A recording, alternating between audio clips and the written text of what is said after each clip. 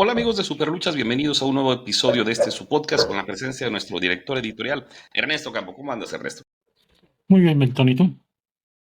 Muy bien, muy bien. Y hoy con un capítulo muy emocionante en términos de la historia de la lucha libre norteamericana, que a finales de los 90, principios del siglo XXI, marcó una empresa, una época que todavía se sigue recordando y se sigue hablando, la época de la ECW, que fue esta empresa de lucha extrema de Paul Heyman, que compitió, si lo pudiéramos llamar así entre comillas, en aquella batalla entre la WWE y la WCW, que marcó también esa gran rivalidad de una época. ¿Y por qué vamos a hablar de ECW? Porque en algún momento hubo la posibilidad de que existiera una ECW México, si lo pudiéramos llamar así. Pero antes de entrar en esta materia y en esta anécdota, Ernesto, de la cual tú eres testigo de primera línea, ¿qué es la lucha extrema? ¿Qué era la lucha extrema? ¿Y por qué se habló tanto de ella precisamente a finales del siglo XX, principios del siglo XXI? La lucha extrema en sí es algo que no existe. Cuando empezaron este tipo de conceptos de luchas con violencia y demás, si le podemos llamar así, serían con luchas en jaula que ya había en los 60, 70. Luego empezó a haber luchas con alambre de púas que se hicieron muy famosas en Puerto Rico, en la zona de Texas. Y cuando se populariza más es por el afán de los japoneses de querer innovar. Ya se había visto con Antonio Inoki en los 70 con sus luchas mixtas donde enfrentaba a boxeadores, a judokas, a karatecas. Lo que hizo Hisashi Shinma junto con Nobuhiko Takada, Akira Maeda y Satoru Sayama con la UWF original, que quisieron presentar la lucha como era a principios del siglo XX. Y algo así que quiso hacer Atsushi Onita, que ya se había retirado, regresó a luchar y quería que lo dejaran competir en ese tipo de luchas mixtas del estilo shoot. Como no lo dejaban, fundó su propia empresa, la FNW, Frontier Martial Arts Wrestling, cuyo concepto original era eso, de luchas mixtas, peleadores de otras disciplinas contra luchadores profesionales. Pero para que fuera diferente empezó a permitir otro tipo de elementos externos como las sillas. Sí. Y de ahí derivó en las luchas inspiradas en lo que él había visto en Estados Unidos y en Puerto Rico. Empezó a meter alambre de púas.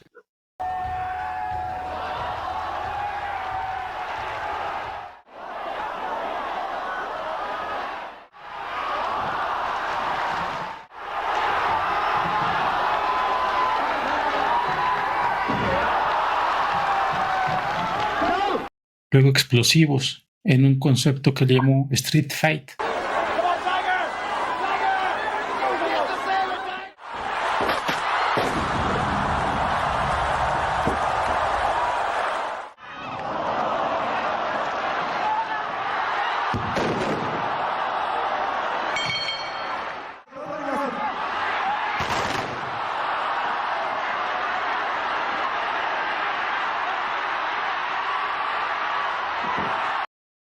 Llega a México porque Onita tuvo tratos con el promotor Benjamín Mora, que en ese entonces tenía la revista Lucha Libre, promocionaba Sí. mucho a varios luchadores de la zona de Tijuana que gracias a él eran conocidos a nivel nacional. Uno de ellos era Ultraman 2000, que fue a luchar a FNW. Nada más que como no tenía los derechos del nombre de Ultraman, el Ultraman original, Milo Ventura, sí luchó en New Japan con los derechos de Ultraman, pero luego tuvo problemas legales por un accidente de tránsito que hicieron que ya no pudiera volver a Japón. Sí. Ultraman en 2000 entonces se llamó Amigo Ultra en Japón. Por esos Uh-huh. tiempos, Benjamín Mora también le dio un campeonato a FNW, el campeonato de artes marciales de la WWA. También se publicó en la revista Lucha Libre. Fue Gregory Bedic contra Onita, una lucha que fue muy famosa en su tiempo. Entonces Ultraman 2000 empieza, o Amigo Ultra más bien, empieza a practicar ese tipo de luchas más violentas en Japón. Luego le dan otro personaje que fue el de Damián 666, inspirado en la película The Omen, donde el personaje principal es el niño Damian, que es el anticristo. Y con ese personaje se anima a meterse más en los street fights. Tiene luchas al lado de Sabu y de su tío de Chick.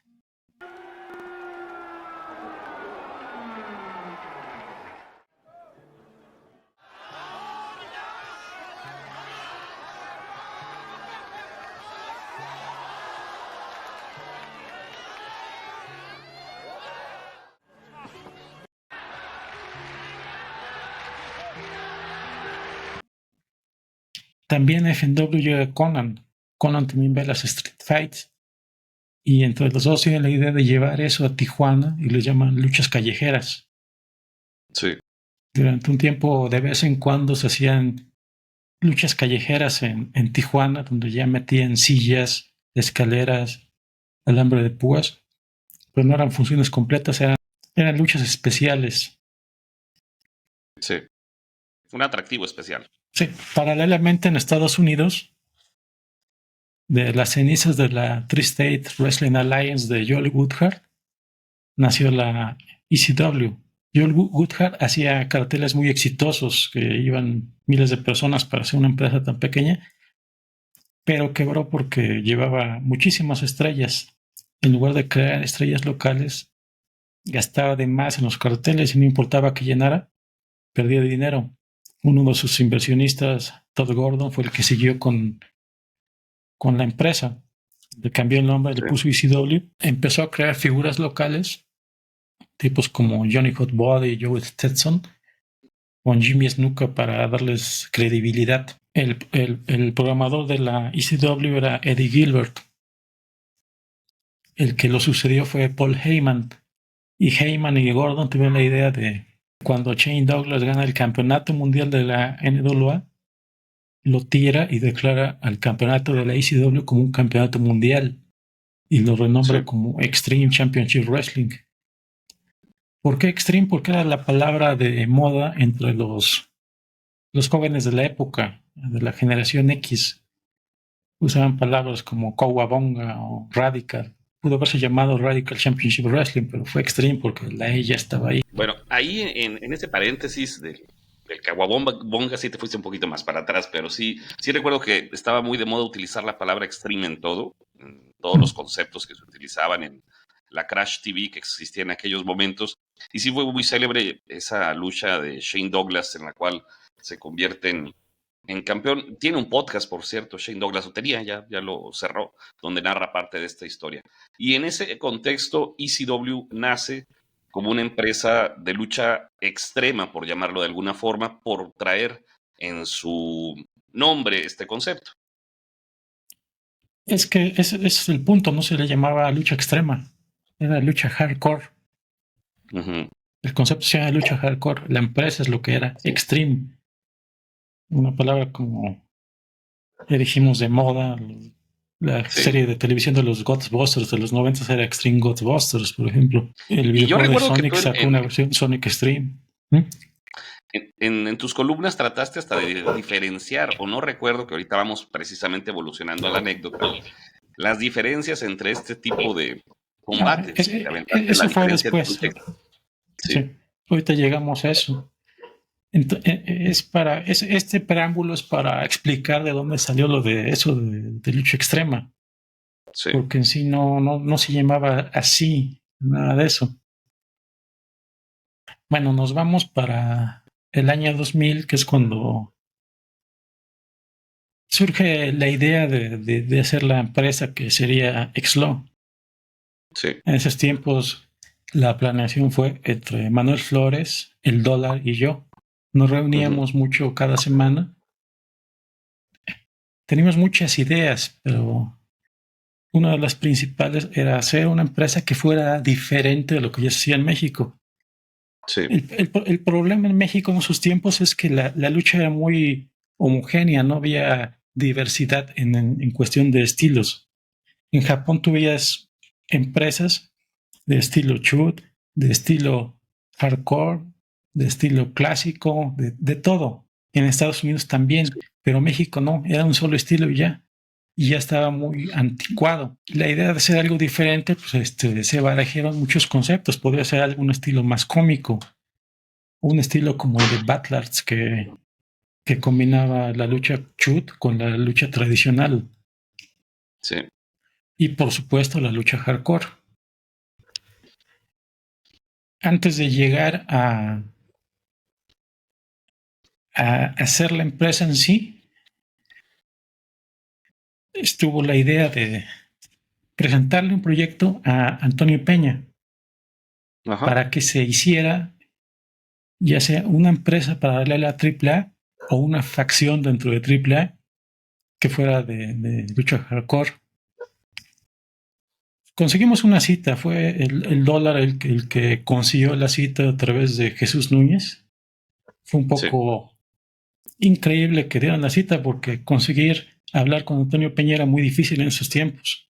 Si tú eras luchador, podías llegar a pedir una cita con Antonio Peña y te tenía esperando 10, 12 horas y al final te decían que no te podía atender el licenciado y regresabas el otro día y sí, era muy difícil que te atendiera.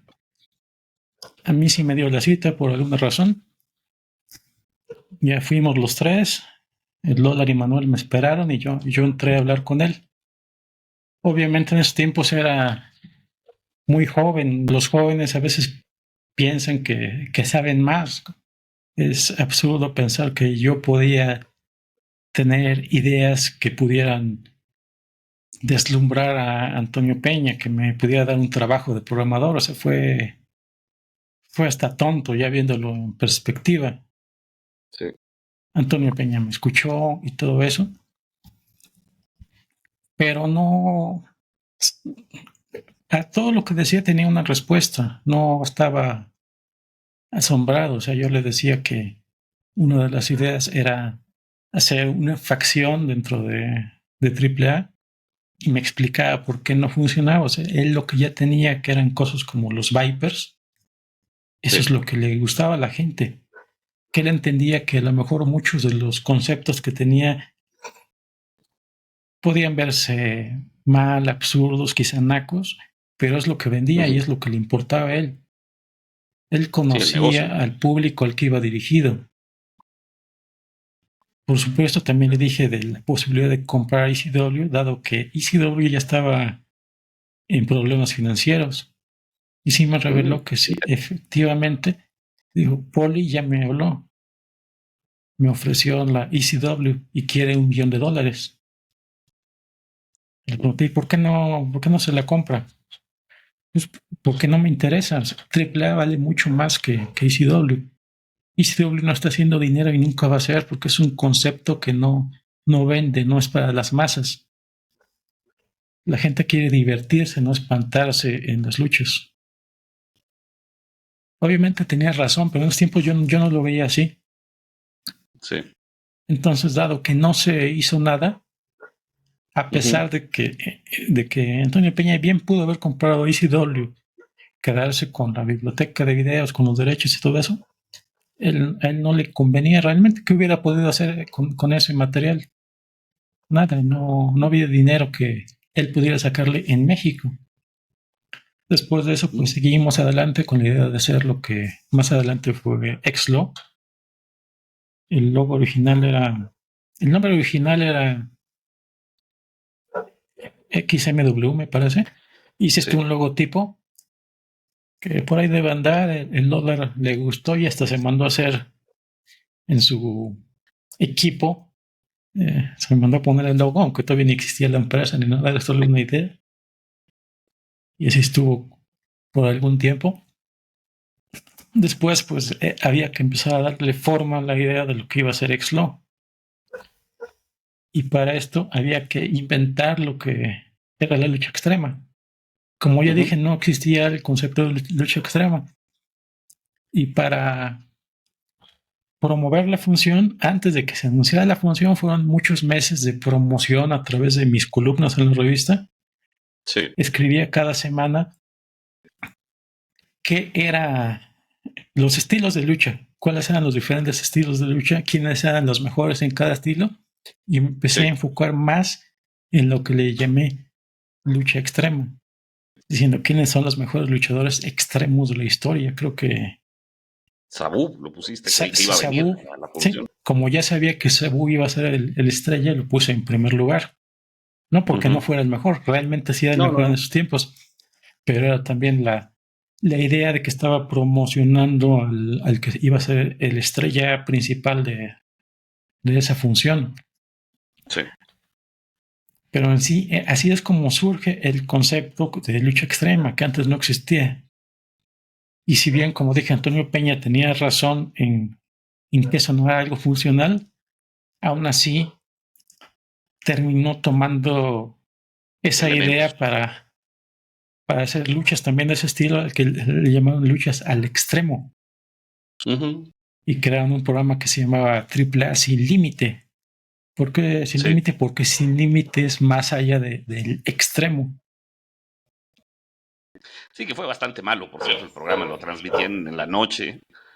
Y mezclaban también conceptos como los exóticos y era un show más que un único estilo, pero sí era bastante malo. Sí, además el estilo de lucha hardcore, no cualquiera lo podía practicar. Los luchadores de Tijuana estaban muy adecuados, ya sabían muchos detallitos. Cuando se hizo la función Rey Mysterio Senior, me explicó muchas cosas que los luchadores nuevos tenían que cuidarse.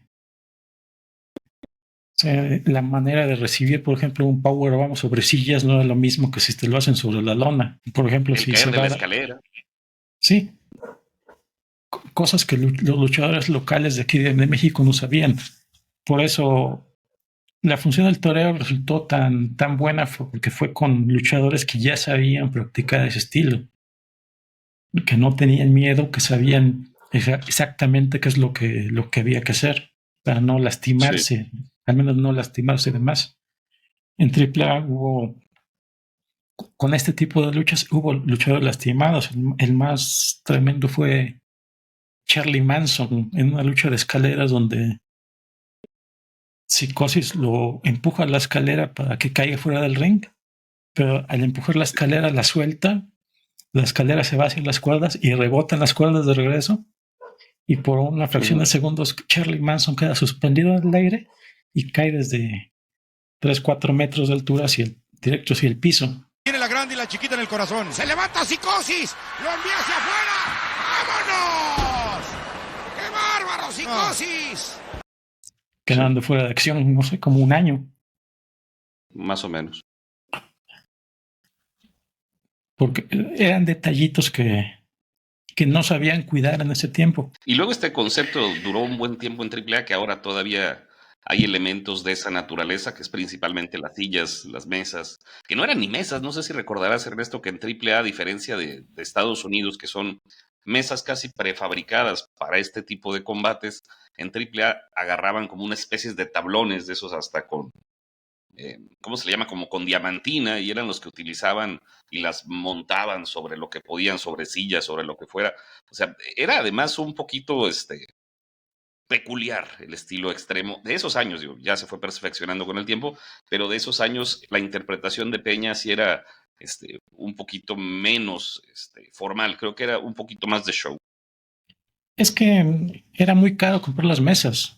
Yo compraba mesas, pero sí era un buen gasto, no eran mesas hechas para la lucha, eran mesas normales. Incluso en Estados Unidos, y si llegaba a una ciudad, iban al supermercado local a comprar las mesas. Pero como te digo, era un gasto de más. Y no tenía mejor caso estar comprando tantas mesas en México que si podían usar cualquier otra cosa para el mismo efecto. En mi caso, pues mi papá me ayudaba a reparar las mesas que se usaban, las soldaba y se volvían a usar, así hasta que ya quedaban totalmente inservibles. Sí, sí recuerdo en alguna ocasión que te acompañé a una función que fue el Sandman, que dudo mucho que se acuerde el Sandman que vino a México, como llegó. que se subió a una mesa para probarla y se rompió la mesa. Digo, también andaba bastante tumbado, pero sí, la mesa no resistió ni siquiera él acostándose un poco sobre ella. Sí, es que muchos mesas ya estaban así Ujú. reparadas una y otra vez, ya no aguantaban tanto. Sí, sí, Pero fue es muy, más muy el efecto, interesante. pues, que se logra. Igual las escaleras también pues, eran caras, supongo, y como que estar viendo que los luchadores las desmadraran no era tampoco como que, desde el punto de vista económico, muy agradable. Pues sí, pero así es, como surgió, como hubo la posibilidad de que hubiera un ICW en México, una posibilidad Sí. muy remota de una idea de mi versión de 23 años que realmente no sabía ni la mitad de lo que sabe ahora. Sí, valió la pena. Finalmente, ahorita ya es común escuchar en las arenas los cánticos de lucha extrema, un concepto que Sí. no existía antes.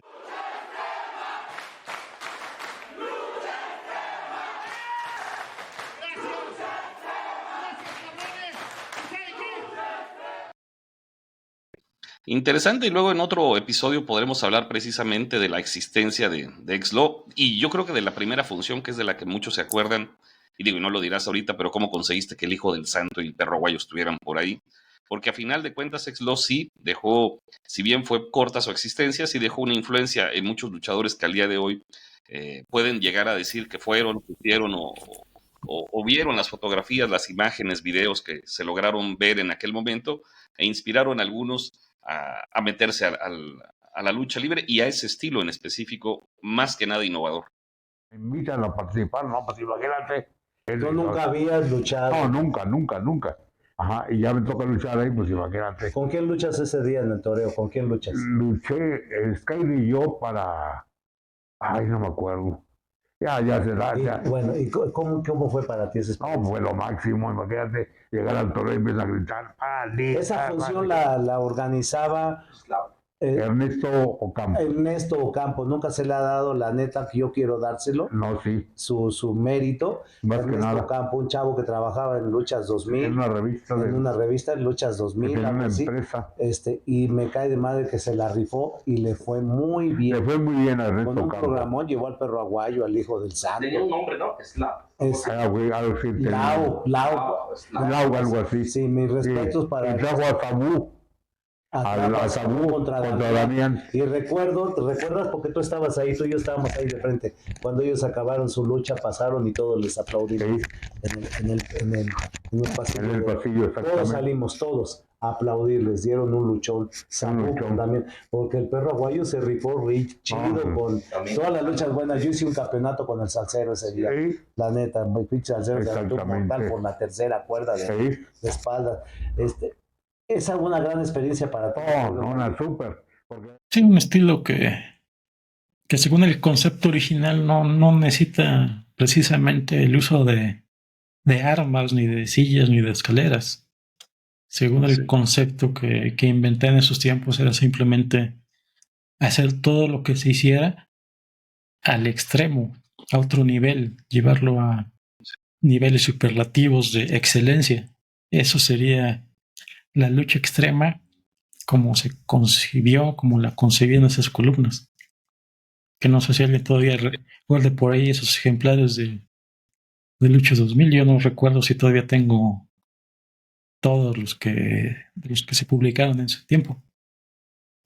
No sé si habrá algún coleccionista por ahí que nos vea, nos escuche y a lo mejor mínimo te mande las capturas, las fotografías de esas columnas de Zona Internacional. Ernesto, ¿algo más que agregar de esta anécdota de cuando pudo haber existido ECW en México? Pues no, creo que hay mucho todavía que hablar sobre esa época, pero sería mejor para después algún otro episodio contar más anécdotas, más detalles. Diría la mamá Goya, pero esa es otra historia.